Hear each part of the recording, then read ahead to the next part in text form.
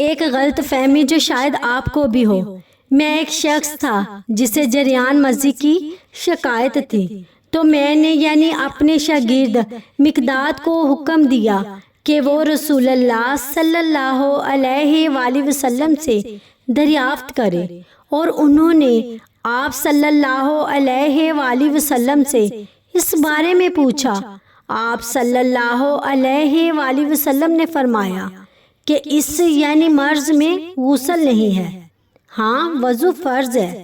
اسلام نے طہارت کے احکام کو نہایت آسان اور واضح بنایا ہے تاکہ کوئی مسلمان بلا وجہ مشقت میں نہ پڑے۔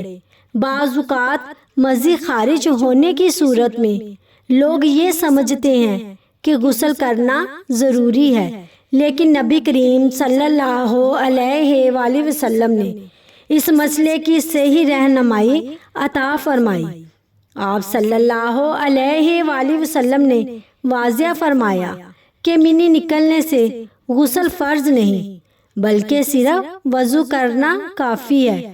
یہ حدیث ہمیں سکھاتی ہے کہ عبادات اور طہارت کے مسائل میں اپنی رائے کی بجائے رسول اللہ صلی اللہ علیہ وآلہ وسلم کی تعلیمات پر عمل کرنا چاہیے۔